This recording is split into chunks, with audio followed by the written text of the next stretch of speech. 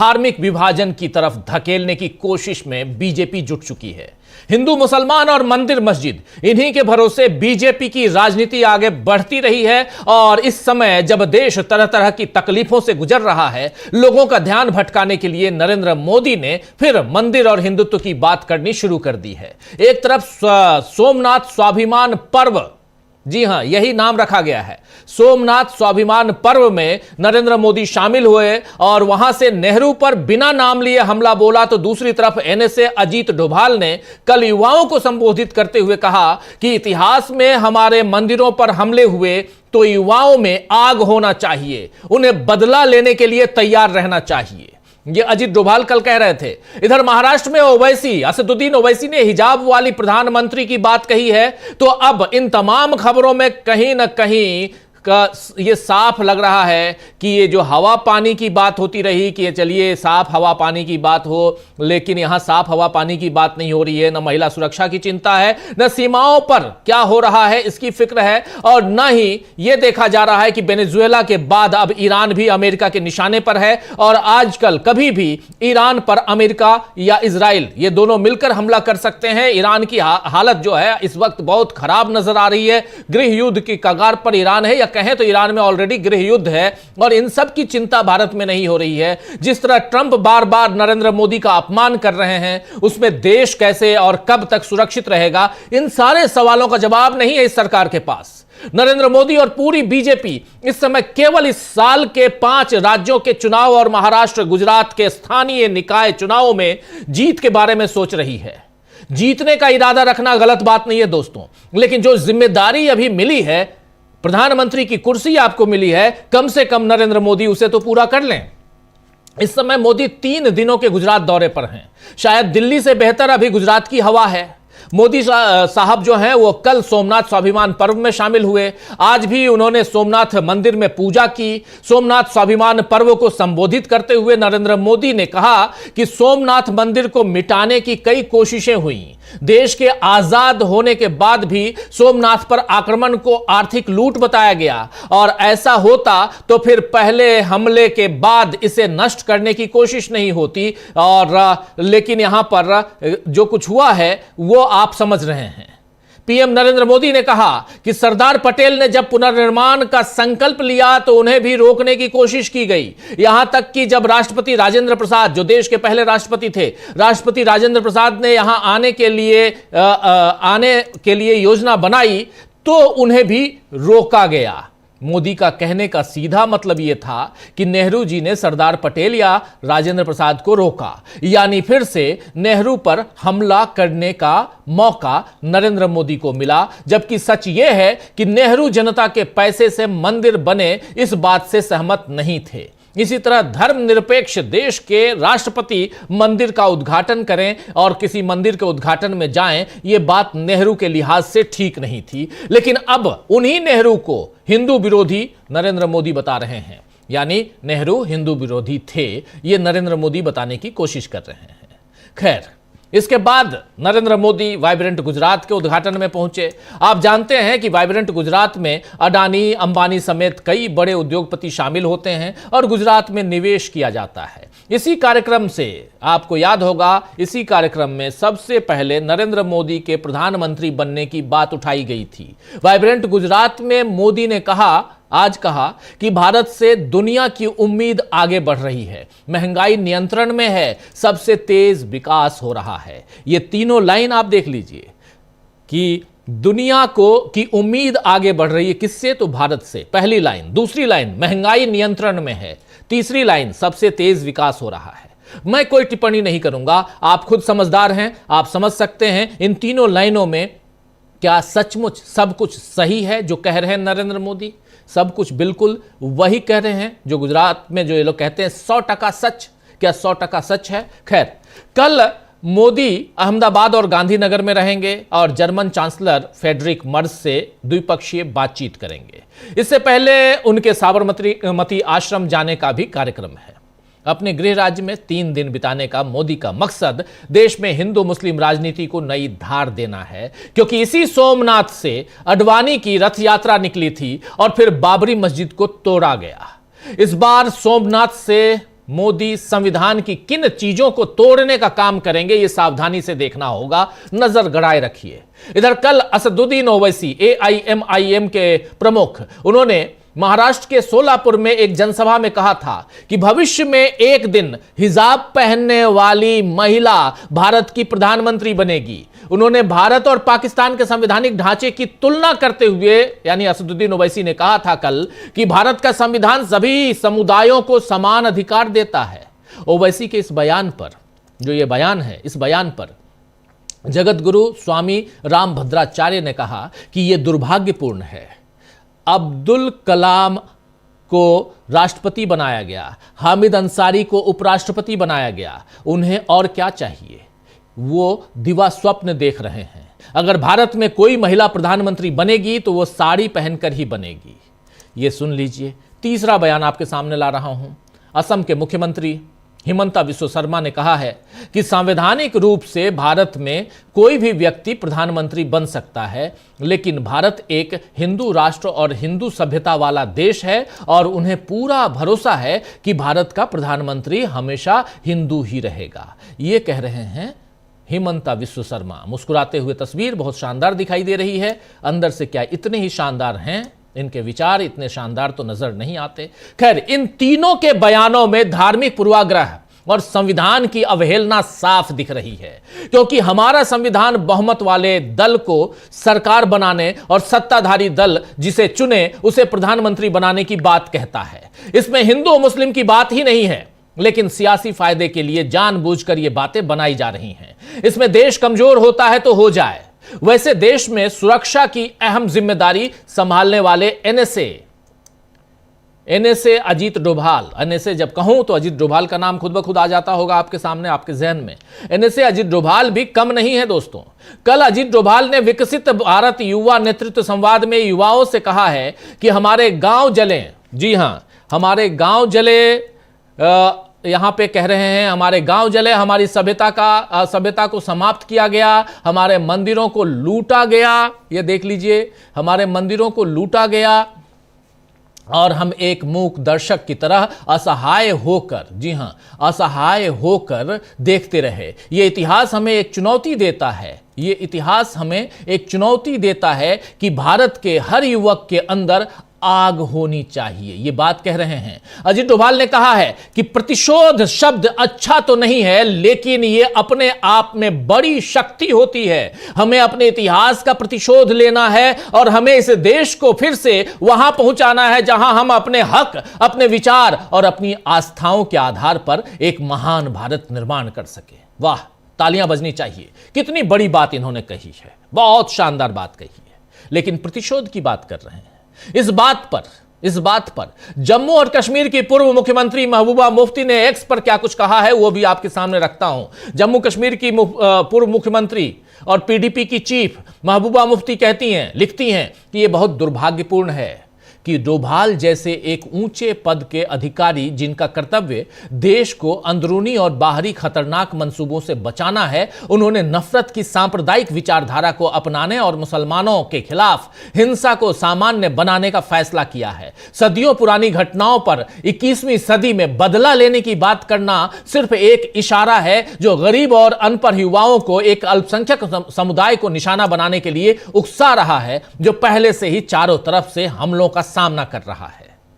इसी तरह की बात उदित राज ने भी, कांग्रेस नेता उदित राज ने भी लिखी है एक्स पे ही। उदित राज क्या कुछ लिख रहे हैं जरा वो भी आपके सामने ला रहा हूं। बहुत महत्वपूर्ण है इन तमाम चीजों को आपके सामने रखना और जानना, पढ़ना। यहां लिख रहे हैं उदित राज, मंदिरों को लूटा गया, हम असहाय रहे। एनएसए अजीत डोभाल बोले बदला लेना होगा, युवाओं में आग होनी चाहिए। इनका बेटा इंग्लैंड का नागरिक है, यानी अजीत डोभाल का बेटा इंग्लैंड का नागरिक है, सिटीजन है। पहले उसे भारतीय नागरिक बनाओ, आग भरो ताकि बदला लेने के लिए आगे आए। मंदिरों को लूटा नहीं बल्कि लुटवाया गया। जब हम सारे युद्ध हार रहे थे तो वर्ण व्यवस्था चरम पर थी और एक जाति का ही अधिकार था लड़ने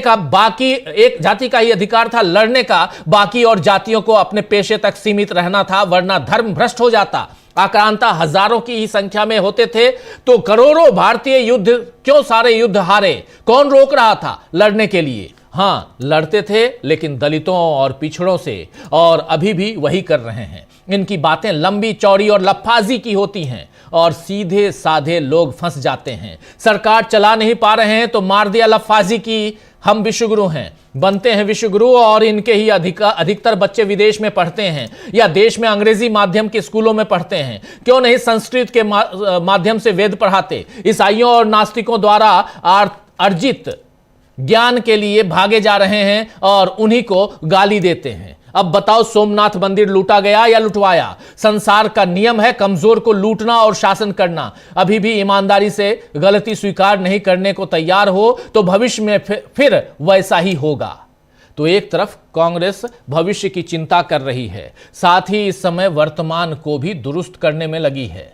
ये बात बहुत महत्वपूर्ण है दोस्तों, जो यहां रख रहा हूं। अजीत डोभाल पर प्रतिक्रिया देते हुए आपने अभी डॉक्टर उदित राज की इसकी इस टिप्पणी को भी सुन लिया। तो एक तरफ कांग्रेस भविष्य की चिंता कर रही है, साथ ही इस समय वर्तमान को भी दुरुस्त करने में लगी है। मनरेगा संग्राम के तहत पूरे देश में प्रदर्शन और उपवास जैसे कार्यक्रम हो रहे हैं, लेकिन इससे डरी बीजेपी की जो पुलिस है उसके जरिए कांग्रेस नेताओं को रोकने की कोशिश हो रही है।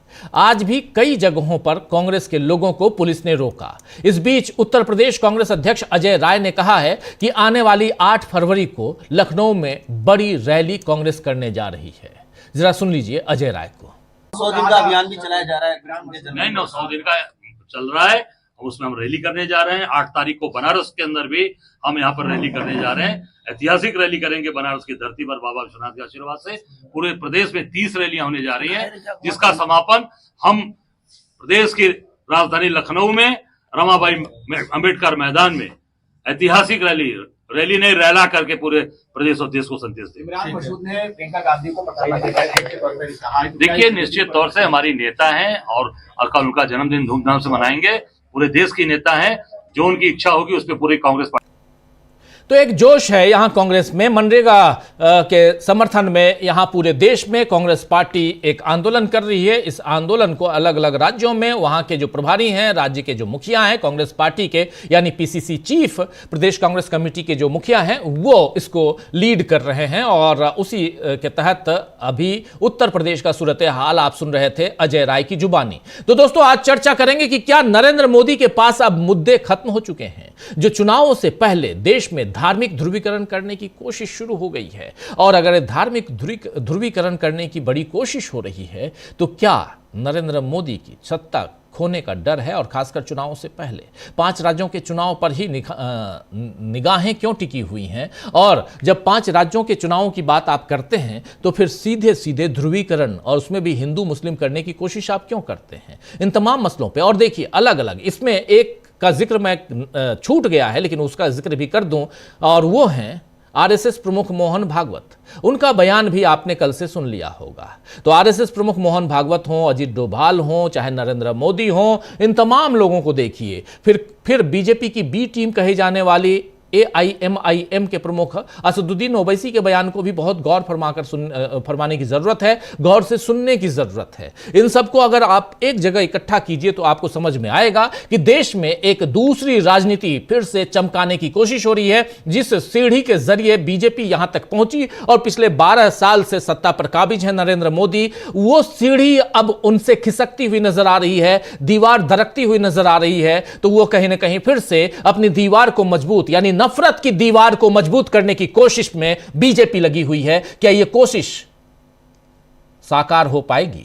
चलिए शुरुआत करते हैं। हमारे साथ कुछ वरिष्ठ साथी जुड़े हुए हैं, उन सबसे परिचय करवाता हूं और आगे बढ़ते हैं। जरा स्क्रीन पर देखिए, हमारे साथ 5 वरिष्ठ साथी जुड़े हुए हैं।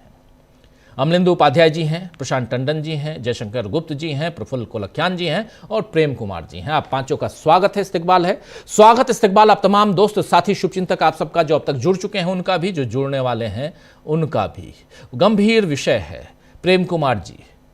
रोज रोज हम लोग पश्चिम बंगाल, SIR, इन तमाम मुद्दों को लेकर आते हैं।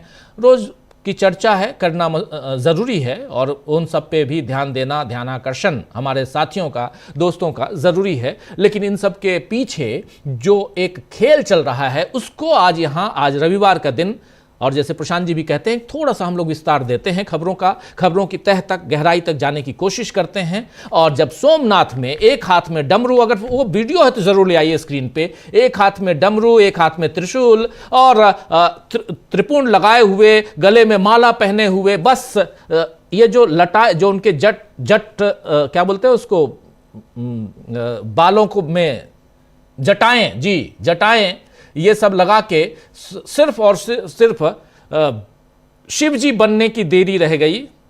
नहीं तो आज नरेंद्र मोदी शिव के अवतार में यहां अपने आप को दिखाने की कोशिश कर रहे थे। आखिर क्यों सोमनाथ फिर से क्यों याद आ रहा है? और 1000 साल हो गए, किसके 1000 साल हुए? महमूद गजनवी के आक्रमण के 1026 में आक्रमण हुआ था। आक्रमण यानी दुख की घड़ी, जबकि कोई मरता है आपके घर में, किसी की मृत्यु होती है तो पुण्यतिथि मनाते हैं, और वो आप बहुत खुशी खुशी नहीं मनाते हैं, दुख प्रकट करते हैं। तो क्या यहां पर आप स्वाभिमान प्रकट कर रहे हैं उस बात पे?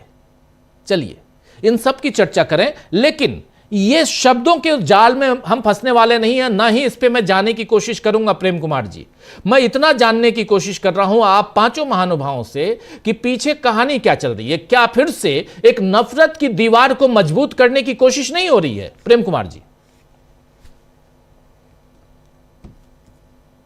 देखिए, मैं मोहन भागवत के जो बयान है वहां से बात शुरू करता हूं।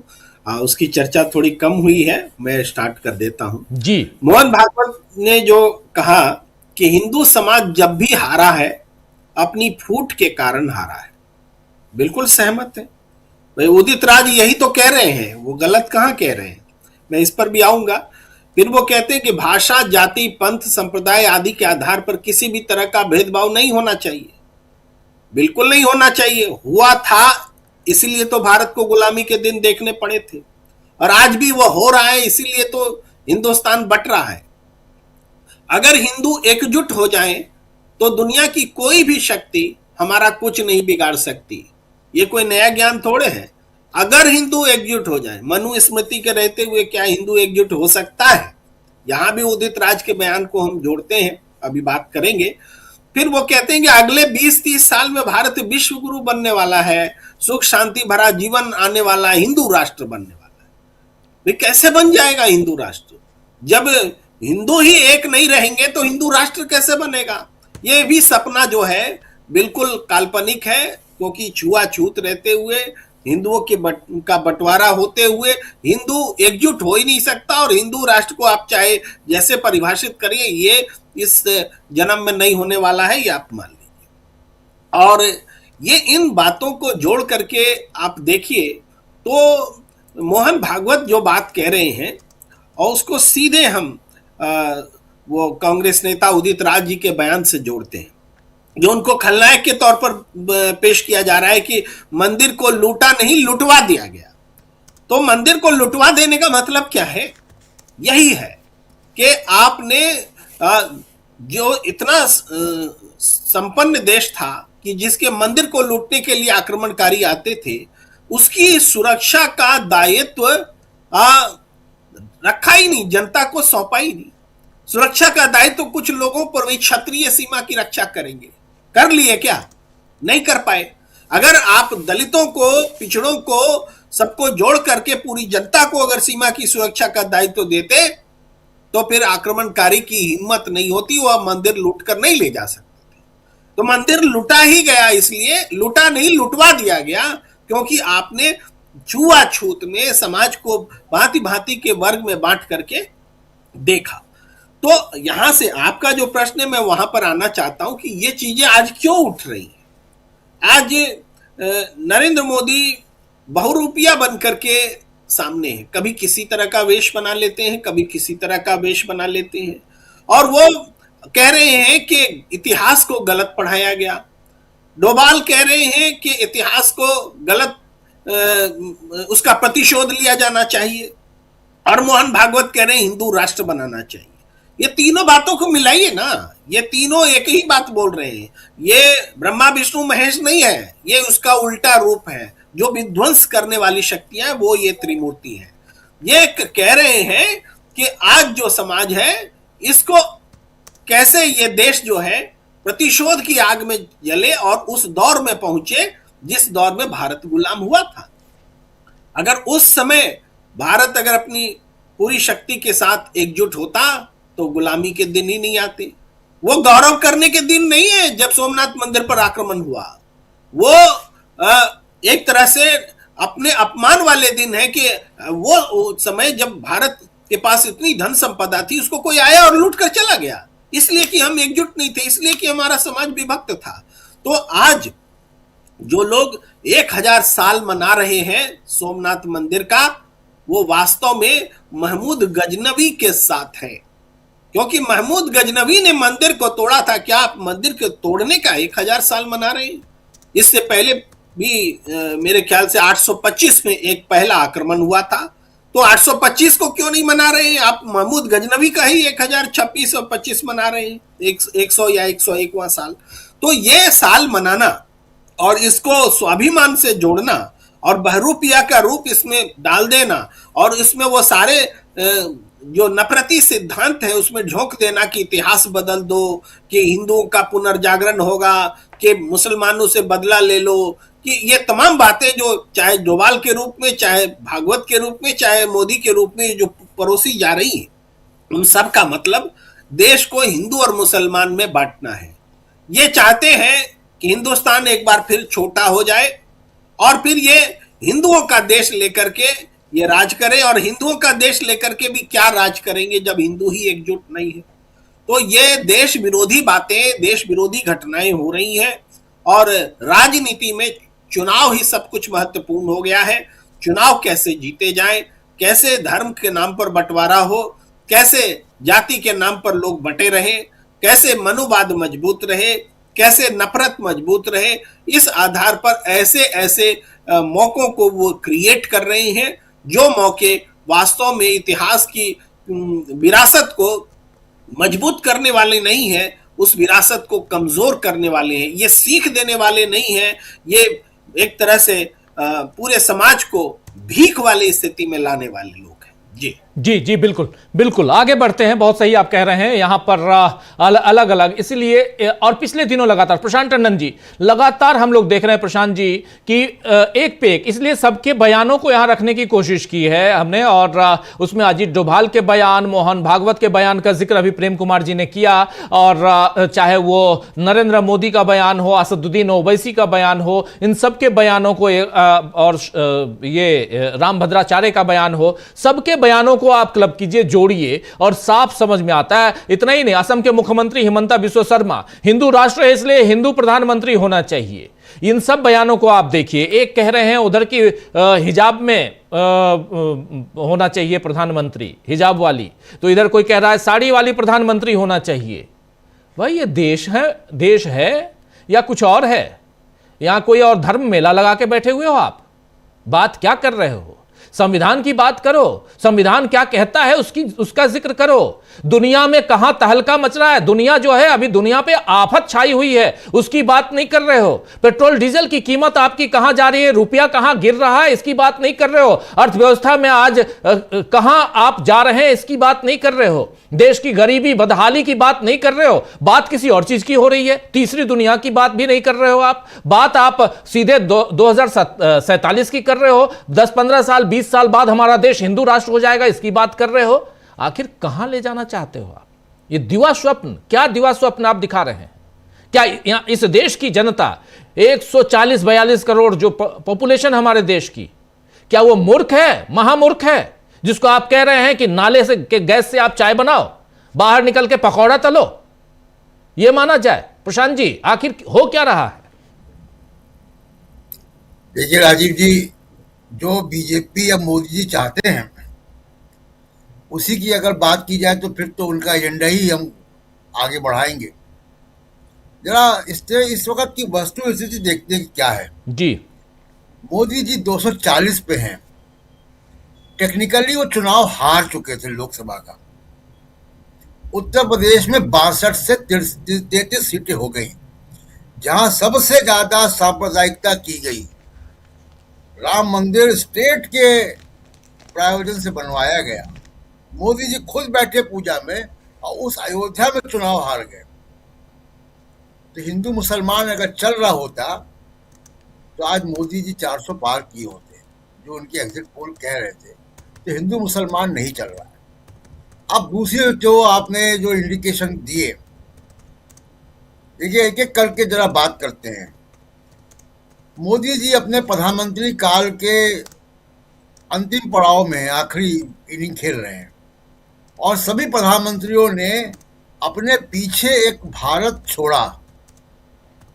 जरा सिलसिलेवार हम 2-4 एग्जाम्पल ले लेते हैं कि पंडित नेहरू जब आए, अंग्रेज से मिला था देश हमको, उन्होंने देश की बुनियाद रखी, इंडस्ट्रियल माहौल बनाया, इंस्टीट्यूशंस बनाए, तमाम सारी बातें।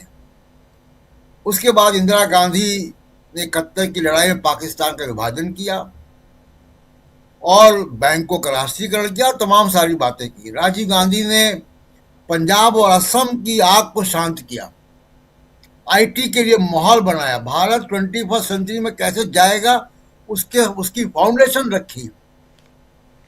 गुजराल का कंट्रीब्यूशन विदेश नीति में था और मनमोहन सिंह ने भारत की इकोनॉमी को ग्लोबल इकोनॉमी से कनेक्ट किया। नरेंद्र मोदी कौन सा भारत छोड़ के जाएंगे? दंगे फसाद का, नफरत का? मोदी जी को किस तरह याद किया जाएगा? आज से 20 साल बाद, 25 साल बाद, अब तो इतिहास के एक किरदार है नरेंद्र मोदी। उनको याद किया जाएगा कि नफरत के लिए, भारत के संविधान को कमजोर करने के लिए, लोकतंत्र को कमजोर करने के लिए, मीडिया को खराब करने के लिए। सेंसरशिप से भी ज्यादा बुरी चीज है ये जो गोदी मीडिया है, क्योंकि सेंसरशिप में तो खबरों पे अंकुश लग जाता था। गोदी मीडिया केवल सरकार की हिमायत नहीं करता है, समाज में नफरत घोलने का काम करता है, लड़ाता है लोगों को। तो ये मोदी जी की लेगेसी ये है। आज जो देश के सामने सवाल है वो सवाल है पोल्यूशन का, रोजगार का, अमेरिका से टैरिफ का, चीन के अतिक्रमण का। अतिक्रमण के बावजूद आप चीन को रेड कार्पेट बिछा रहे हैं उसके ठेकों के लिए, सरकार के ठेकों के लिए। कहाँ खड़ा है भारत? किस एक इंडस्ट्री में, ऑटोमोबाइल हो, आईटी हो, आर्टिफिशियल इंटेलिजेंस हो, एक्सपोर्ट्स हो, कहाँ पे खड़ा है? मोदी जी का पिछले 11 - 11.5 साल का कंट्रीब्यूशन क्या है इस देश को आगे बढ़ाने में? रोज डोनाल्ड ट्रंप जो है वो आपकी बेइज्जती करता है। कभी ऐसा हुआ है किसी प्रधानमंत्री के काल में?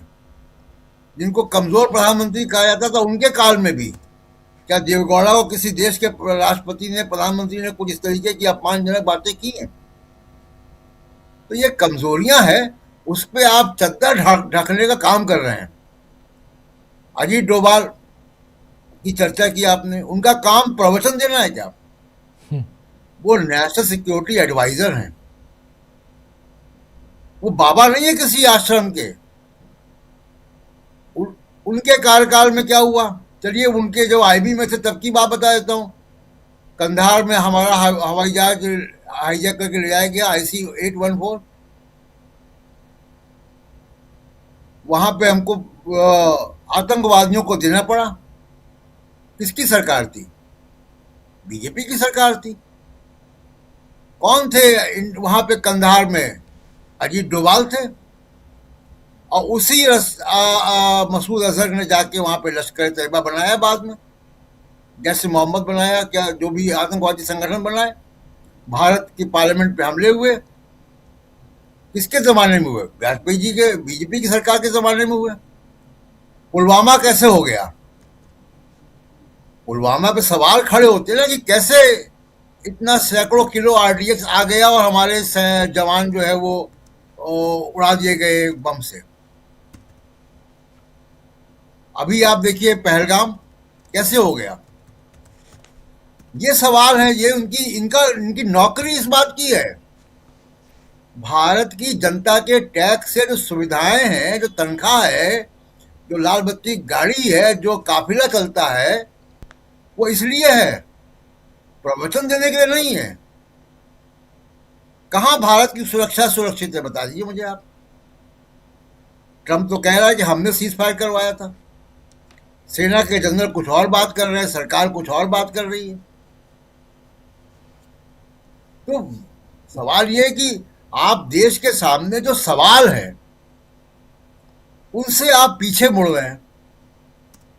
अभी अमेरिका के टैरिफ के चलते 20 लाख नौकरियां जा रही हैं अकेले तमिलनाडु में। तमिलनाडु ने बजट प्रिपरेशन के दौरान प्रेजेंटेशन दिया है वित्त मंत्री को। तो ये देश के सामने बड़े सवाल ये हैं। और एक अंतिम बात इस दौर में, देखिए एक नया शब्द आ गया है अभी, जेन जी। हम लोगों ने बहुत चर्चा की इस बारे में।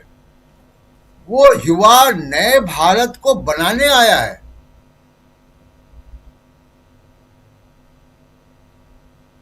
वो अरावली जैसे वो नए भारत की जो है वो बना रहा है। जो युवा है वो हिंदू मुसलमान में नहीं पड़ा हुआ है, उसको फिक्र भी नहीं है। वो नई वैल्यूज के साथ आया है। नरेंद्र मोदी और उनकी पॉलिटिक्स इस नए भारत के समाज से मिसफिट है। अलग अलग साइज के नट बोल्ट हैं, ये नहीं घूम रहा है उसमें, वो जितना भी कोशिश कर रहे हैं। तो अब नरेंद्र मोदी की चिंता ये होनी चाहिए, और हम लोगों की भी चिंता होनी चाहिए कि नरेंद्र मोदी आप जब जाएंगे तो कैसा भारत छोड़ के जाएंगे। जी बिल्कुल, ऐसा छोड़ के जाएंगे नफरत का बोलबाला होगा जी। इनके कार्यकाल को नफरत से गिना जाएगा, बिल्कुल, किसी निर्माण से नहीं गिना जाएगा। जी राजीव जी बिल्कुल बिल्कुल, आप सही कह रहे हैं। जरा इसी सवाल को आगे बढ़ाते हैं। कैसा भारत छोड़कर जाएंगे नरेंद्र मोदी, जयशंकर जी, और इसके साथ साथ इस वक्त कैसा भारत बनाना चाहते हैं नरेंद्र मोदी, दूसरा सवाल। और तीसरा सवाल, तीसरी बात यहां आपके सामने रख रहा हूं, वो ये कि क्या नरेंद्र मोदी इन 5 राज्यों में जो चुनाव हैं, इन 5 राज्यों के चुनाव से बहुत ज़्यादा परेशान हैं, क्योंकि ये हरियाणा का चुनाव नहीं है, ये चुनाव महाराष्ट्र का भी नहीं है, ये चुनाव बिहार का चुनाव भी नहीं है, ये चुनाव पश्चिम बंगाल का चुनाव है। असम के चुनाव को थोड़ा किनारे रखता हूं, लेकिन वहां भी गंभीर चुनौती है। लेकिन ये चुनाव तमिलनाडु का भी है, चुनाव केरल का भी है, चुनाव पुदुचेरी, असम और पश्चिम बंगाल का भी है। और इन सब के बीच अभी 15 तारीख को महाराष्ट्र में नगर निगमों के चुनाव हैं, और इसके बाद उधर गुजरात में निकाय चुनाव हैं। और इसलिए निगाहें जो हैं चुनाव पे टिकी हुई हैं। और इन सब के बीच एक बार नैया पार कराने की कोशिश हुई। अडवाणी जी उसी सोमनाथ से रथ यात्रा लेकर निकले, उन सब के गवाह आप लोग हैं। और उसके बाद 6 दिसंबर 1992 को क्या कुछ हुआ वो हम लोगों ने देखा, दुनिया जानती है, इतिहास में दर्ज और वो दिन।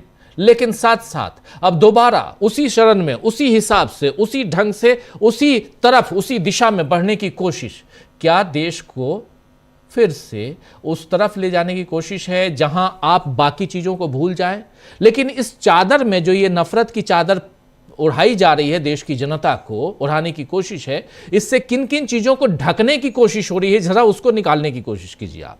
किन किन बातों को, किन किन चीजों को, किन किन सवालों को यहां खत्म करने की कोशिश हो रही है, जयशंकर जी? राजीव जी, पहली बात तो यह है कि जो 5 राज्यों में चुनाव होने वाले हैं उसमें ये सिर्फ पश्चिम बंगाल में नेता विपक्ष का दर्जा हासिल करने की लड़ाई लड़ रहे हैं। कहने के लिए तो ये उस समय भी कह रहे थे अब की बार 200 पार, लेकिन उसी के आसपास उनकी लड़ाई सीमित रहने वाली है। असम में नेक टू नेक फाइट है, कांग्रेस भी आ सकती है, हेमंत बिश्व शर्मा बहुत ही अलोकप्रिय हो गए हैं, लेकिन अब चूंकि ताल तिकड़म और सब जब उनके पास है तो हो सकता है। लेकिन तमिलनाडु में और केरल में उपस्थिति दर्ज कराने से अधिक इनकी चुनावी हैसियत नहीं है।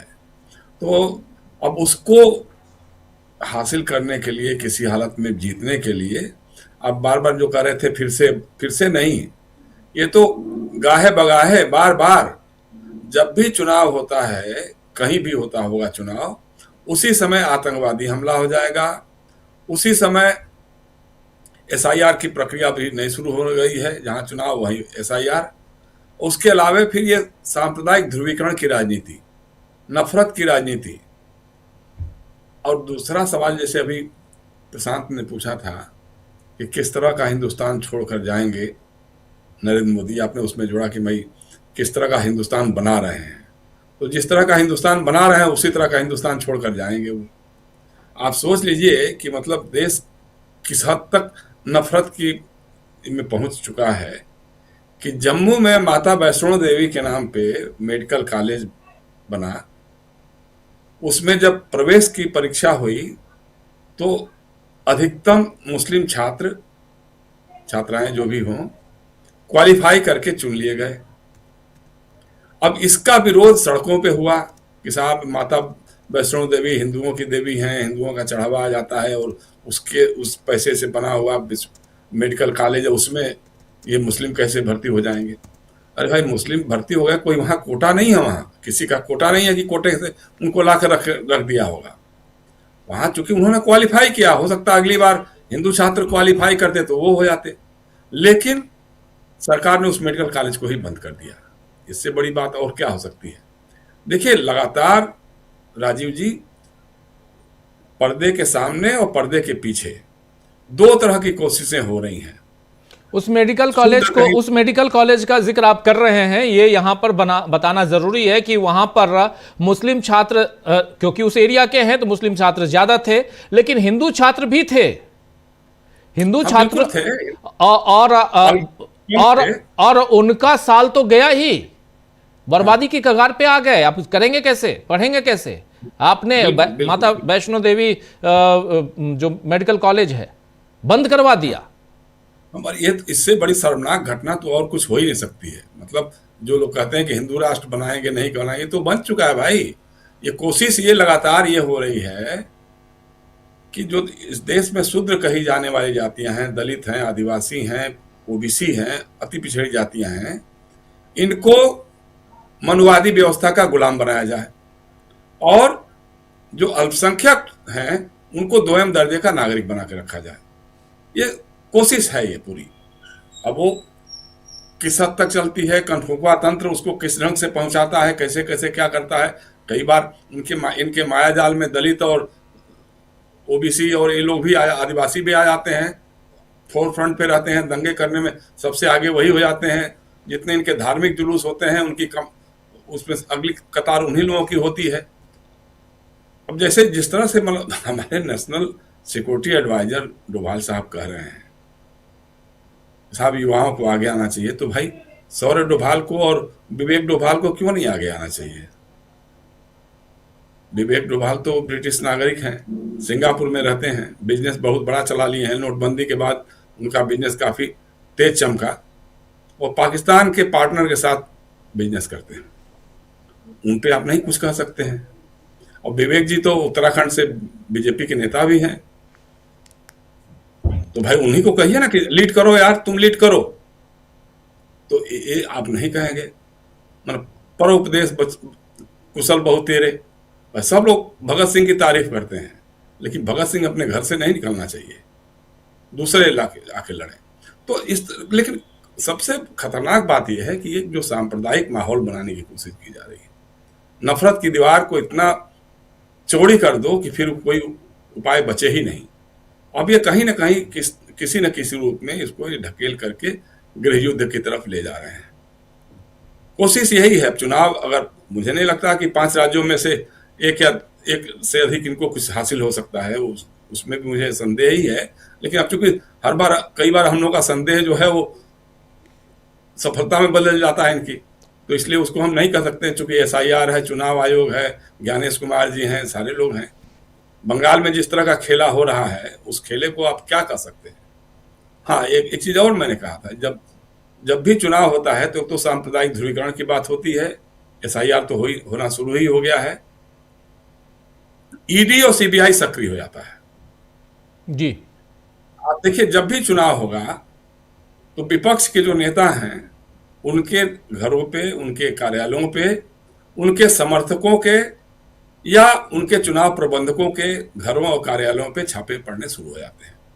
वो भी पुराने मामलों में, कोई नया ताजा मामला उभर के आ जाए, आईपैक जो कंपनी जो है, संस्था या कंपनी जो भी कहिए, जिससे कभी प्रशांत किशोर भी जुड़े थे, अब चूंकि प्रशांत किशोर खुल करके मोदी जी के खिलाफ या भाजपा के खिलाफ मैदान में आ गए हैं, तो उनके लोगों को भी सबक देना होगा।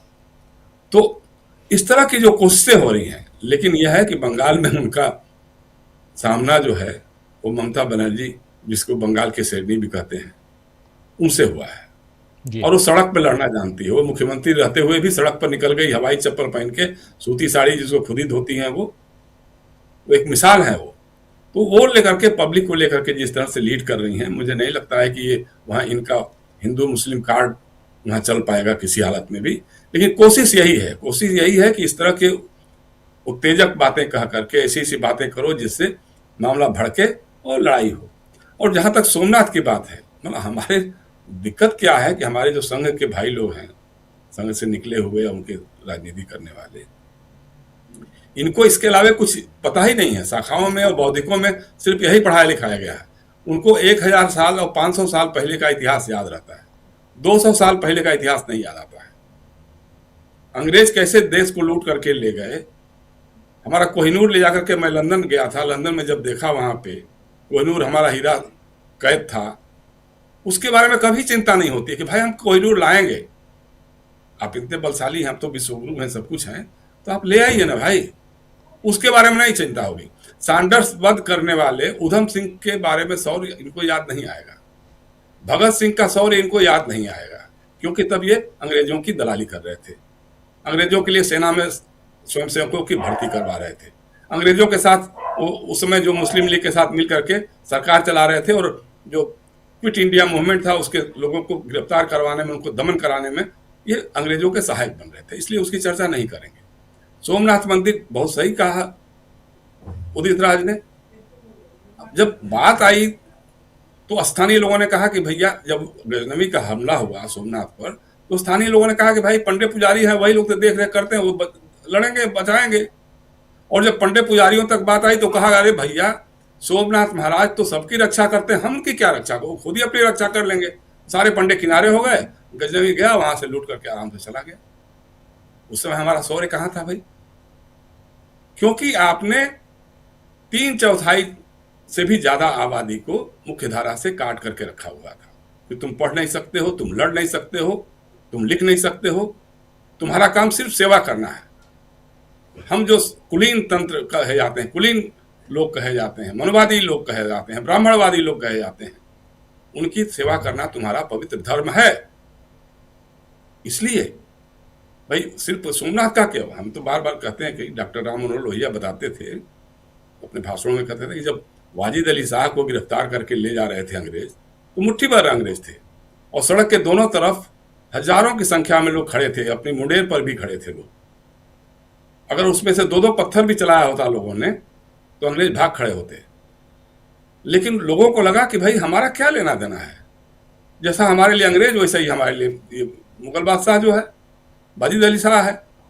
हमको तो कहीं मुख्यधारा में रहने दे देते हैं लोग, तो लड़ने भिड़ने का जिसका काम है वो लड़े भिड़ेगा, तो वो लोग खड़े रहे और आराम से वो लेकर के चला गया। तो इस तरह है जो समाज की जो व्यवस्था है, वो एक बड़े तबके को इतना सुनियोजित ढंग से काट छाट करके रखा गया।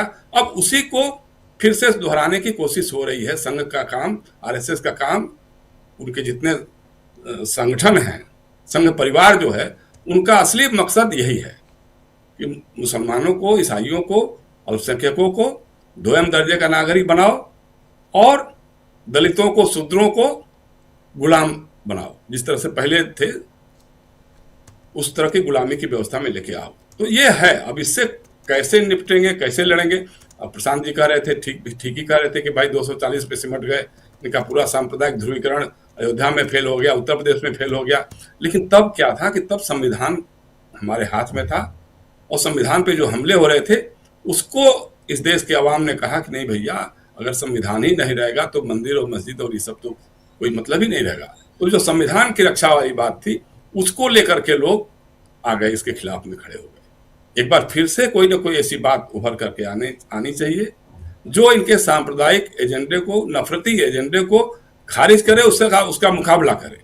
सड़कों पे भी, संसद में भी, अदालतों में भी, हर लेवल पे इसका मुकाबला करना होगा, तभी लोग कुछ कर सकते हैं। जी राजीव जी। जी बिल्कुल बिल्कुल, आप सही कह रहे हैं। जल्दी से आना चाहता हूं अमलेंदु जी आपके पास, फिर प्रफुल्ल जी आपके पास आता हूं। अमलेंदु जी, कैसे आप देखते हैं इस पूरे घटनाक्रम को, और सबको अगर क्लब करते हैं तो कहीं ना कहीं नफरत का जो बोलबाला है उसको और मजबूत करने की कोशिश नहीं दिखाई देती? बिल्कुल, नफरत का बोलबाला ही करना है इनको, उसी की कोशिश है और ये लगे भी उसी में रहते हैं। और अगर नफरत का कारोबार नहीं करेंगे तो ये करेंगे क्या राजीव जी? सवाल ये है ना। मोदी जी का बहुत लंबा विजन है, लेकिन वो लंबा विजन क्या है मोदी जी का? मतलब देश तरक्की कैसे करेगा, क्या विजन है? मोहन भागवत के पास क्या विजन है? भाई इन लोगों के पास कोई विजन है? क्या आर्थिक नीति है? और इनका हिंदू राष्ट्र राजीव जी अंबानी अडानी राष्ट्र होगा जिसकी तरफ ये बढ़ रहे हैं। इनका हिंदू राष्ट्र जो है वो हिंदुओं का राष्ट्र थोड़ी ना होगा। इनका हिंदू राष्ट्र अंबानी अडानी का राष्ट्र होगा। आप बताइए, एक अंबानी जो है वो तेल का व्यापार कर रहा है और उसकी वजह से 500% का टैरिफ झेलने के लिए पूरा देश तैयार खड़ा है। नौकरियां किसकी जाएंगी? अंबानी की वजह से नौकरियां विदेश में जाएंगी भारतीयों की। टैरिफ लगेगा तो नुकसान किसका हुआ? कारोबार का, भारतीयों का। अंबानी तो मौज ले चुका, जो भी उसे मौज लेनी थी। अब बयान जारी कर दिया कि हम रूस से कारोबार नहीं कर रहे हैं। तो ये राजीव जी पूरी तरीके से नफरत का जो कारोबार है ये वही करेंगे। और वैसे भी राजीव जी, आरएसएस तो शुरू से जो है वो इन्हीं लोगों का, पूंजीपतियों का जो है हरकारा रहा है। और आपको याद होगा कि हम लोग बचपन में भी हम लोगों ने खूब देखा है कि आरएसएस की शाखाओं में पूंजीपतियों के छोटे बच्चे, मतलब छोटे जो होते थे दुकानदार, उनके बच्चे सब जाया करते थे। और कोई भी शरीफ आदमी जो है वो आरएसएस की शाखाओं में नहीं जाता था। कोई भी संभ्रांत व्यक्ति जो है वो, जिसका भी परिवार का थोड़ा सा भी रसूख होता था या थोड़ा सा भी इसका सम्मान होता था, वो आरएसएस की शाखाओं से दूर रहा करता था। केवल व्यापारी जो था वही जो था, उसके बच्चे थे वो सब जाया करते थे। व्यापारी जाके वहाँ लाठियां भांजा करते थे। सुबह से शाम तक जो थे वो किलो में तोलो 900 ग्राम और जोर से बोलो जय श्री राम, ये सब किया करते थे। तो उन्हीं का था। अब जो है इन्होंने, अब बड़ा चूंकि बन गए हैं, दुनिया का सबसे बड़ा, बताते हैं कि एनजीओ हो गया है दुनिया का सबसे बड़ा। तो अब सबसे बड़े एनजीओ हो गए तो सबसे बड़े पूंजीपतियों के हरकारे हो गए। अब अंबानी अडानी के हरकारे हो गए। यानी अडानी के ऊपर अगर कोई सवाल उठता है तो आरएसएस के प्रमुख कह देते हैं, मतलब आरएसएस के नेता एक जो है वो कह देते हैं ये तो राष्ट्रद्रोह के बराबर है। तो अब इनका राष्ट्र तो वही है, अंबानी अडानी राष्ट्र है वो इनका राष्ट्र है। लेकिन राजीव जी, अगर आप इतिहास की तरफ जाना चाहते हो और आपका इतिहास ज्ञान जितना अच्छा है, मोदी जी बता रहे हैं कि इतिहास गलत पढ़ाया गया, बहुत अच्छी बात है। अब मोदी जी से ही इतिहास पढ़ लिया जाए, तो मोदी जी इतिहासकार भी हो गए हैं। इतिहास अब इतिहासकार नहीं लिखेंगे, मोदी जी लिखेंगे। बहुत अच्छी बात है, मोदी जी इतिहासकार हो जाए। परीक्षा पर चर्चा करते ही हैं तो इस इतिहास पे भी चर्चा कर ली जाए। लेकिन राजीव जी, ये जटा बढ़ा लेने से और त्रिपुंड लगा लेने से आप साधु संत नहीं हो जाएंगे, ना आपको कोई मान लेगा। देश का कोई भी साधु संत नरेंद्र मोदी को 1% भी धार्मिक व्यक्ति मानने को तैयार नहीं है। और जो मानने को तैयार है वो खुद साधु संत नहीं है। सबसे बड़ी बात तो ये है। तो कोई भी साधु संत और कोई भी हिंदू धर्मावलंबी जो है वो नरेंद्र मोदी को अपना आध्यात्मिक गुरु नहीं मान लेगा। तो मोदी जी अभी थोड़ी प्रयास करें, पढ़े लिखें थोड़ा सा। हालांकि पढ़ने लिखने से कोई वास्ता उनका है नहीं, जो लिख के दे दिया जाता होगा उनकी टीम के द्वारा वो आके पढ़ देते हैं। तभी जो है कभी भी बता देते हैं 600 करोड़ लोगों ने उन्हें चुना है, कभी तक्षशिला वो बता देते हैं कि बिहार में। तो पढ़ने लिखने से वास्ता है नहीं, होता तो फिर इस तरह की बातें नहीं करते। लेकिन जब इतिहास की बात है और सब मंदिर तोड़े गए, तो राजीव जी 12वीं शताब्दी में कश्मीर का राजा हुआ हर्ष, और उसने मंदिरों को तोड़ने के लिए बाकायदा एक अधिकारी की नियुक्ति की, और उस अधिकारी का नाम रखा गया था देवोत्पतन नायक। मंदिरों को तोड़ा जाता था और उनसे संपत्ति लेकर के जो भी सोना चांदी कुछ होता था वो फिर वो बांटी जाती थी। बाकायदा एक अधिकारी की नियुक्ति होती थी, देवोत्पतन नायक। हिम्मत है तो बात करो हर्ष की। और फिर अगर सिकंदर आया और गजनबी आया और कौन आया कौन नहीं आया, अरे आए चले गए, जो आए चले गए। आप भी कहीं से आए, आप भी चले जाएंगे। तो भाई उस समय तो लूट के जा रहे थे मंदिरों को, आप भी तो लूट रहे हैं भाई। आप देश की जनता को लूट रहे हैं, जो आप काम कर रहे हैं तो देश की जनता को लूट रहे हैं। लेकिन राजीव जी, इस जो धार्मिक ध्रुवीकरण की कोशिशें हैं, आप देखिए कि उनको सहायक भी मिल जाते हैं। और सांप्रदायिकता राजीव जी हमेशा जो बढ़ती है वो एक दूसरे के कंधे पर चढ़कर बढ़ती है। हिंदू सांप्रदायिक कहेगा कि देखो मुसलमान ऐसा कर रहे हैं, मुस्लिम सांप्रदायिक कहेगा देखो हिंदू ऐसा कर रहे हैं। अब ओवैसी साहब आ गए कि हिजाब वाली एक महिला बनेगी। अरे भाई बनेगी तो आपको क्या संविधान ने रोका है? नहीं बनेगी। आप क्या कहना चाहते हैं बनेगी? हिजाब वाली महिला बनेगी। उसका जवाब आ रहा है कि हिंदू हिंदू ही बनेगा। अरे भाई, जिसको देश चुनेगा वो बनेगा। तो देश जिसको चुनेगा वो बनेगा ना। तो ओवैसी साहब कौन होते हैं कहने वाले कि हिजाब वाली महिला भी बनेगी? आप भी चुन के आए हैं ना, आप भी इस देश के जो प्रणाली है उससे ही चुनकर आए हैं। जी। आप भी कल को प्रधानमंत्री बन सकते हैं। अरे भाई, जब मधु कोड़ा एक अकेला निर्दलीय सांसद विधायक जो है वो झारखंड में मुख्यमंत्री बन सकता है, देवेगौड़ा जो है, इंद्र कुमार गुजराल जो है वो अल्पमत के जो है वो प्रधानमंत्री बन सकते हैं, तो कल को असदुद्दीन ओवैसी बन सकते हैं। तो इसमें कहने वाली बात क्या है कि बन सकता है कि कभी बनेगा? संविधान देता है तो बनेगा ही बनेगा। तो ये राजीव जी एक दूसरे को बढ़ाने की कोशिशें जो हैं कि हिंदू सांप्रदायिकता बढ़े तो मुस्लिम सांप्रदायिकता बढ़े।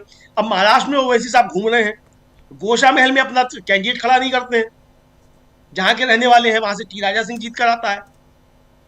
तो ये सारी बातें जो करते हैं, तो राजीव जी हमको ये जो ओवैसी टाइप के लोग हैं इनकी भी खाल कायदे से खींचनी चाहिए कि यही जो है इसी तरीके के लोग ये खाद पानी तैयार करते हैं बीजेपी के लिए और पीछे से समझौते कर लेते हैं बीजेपी के साथ। तो इसलिए हमको चाहे हिंदू सांप्रदायिकता हो चाहे मुस्लिम सांप्रदायिकता हो, किसी भी तरह की सांप्रदायिकता हो, वो इस देश के लिए खतरनाक है। सबसे बड़ी बात राजीव जी ये है।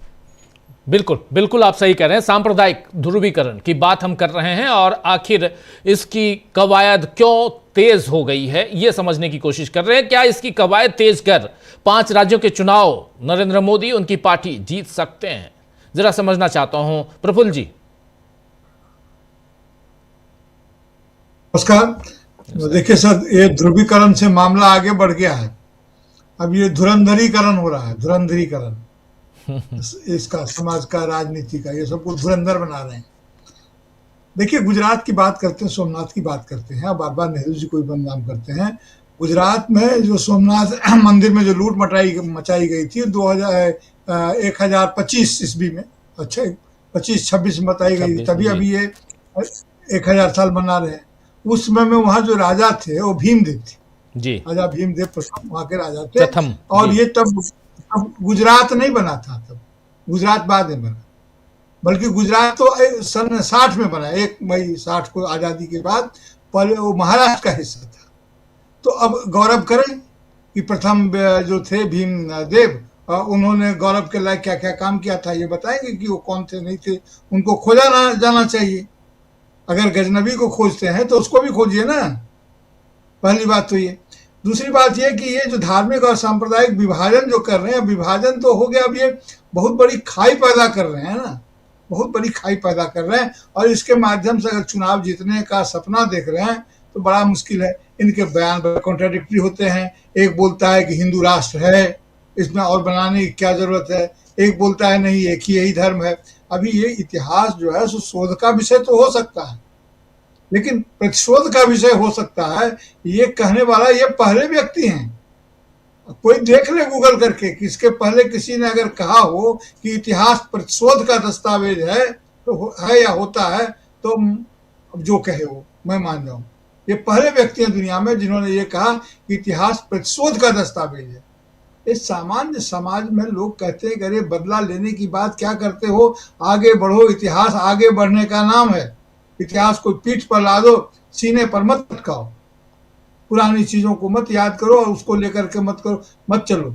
हमारे देश में जितना ध्रुवीकरण की राजनीति है, जितना घृणा की राजनीति है, आक्रमण की राजनीति है, उससे ज्यादा पुख्ता उदाहरण हमारे यहाँ सहमिलानी संस्कृति के हैं, एक दूसरे के साथ खड़े होने के हैं। और ये निरंतर आधुनिक होते हुए भारत में इसके उदाहरण है। आप 1857 नहीं, 1947 देश विभाजन तक आ जाएगी। इसके तमाम दस्तावेजी सबूत हैं, जहां हिंदू मुसलमान या समाज के सभी समुदायों ने मिलकर के समाज की संरचना की। आप बोलते हैं कि हाँ, हम स्वाभिमान के दिवस है, आप बोलते हैं प्रतिशोध की बात कह रहे हैं। तो प्रतिशोध की बात अगर उठेगी तो वे तमाम लोग भी प्रतिशोध का बदला लेने लगेंगे, जिनको सताया गया था, जिनके पीठ के पीछे हाड़ी बांध दी गई थी, जिन्हें झाड़ू लेकर चलना पड़ा था, तो प्रतिशोध मांगेंगे कि हमारे साथ ऐसा व्यवहार किया गया था। तो अगर इतिहास की अंधी कटीली खाइयों में ये देश को ले जाना चाहते हैं तो उसके नतीजे बहुत ही भयानक होंगे। और इसका इनको अभी एहसास नहीं है। अभी तो ये अभी ठंडा है ना, शुरू में जब आग लगती है तो बच्चा देख करके लाख उसको बहुत अच्छा लगता है, आग की लहर।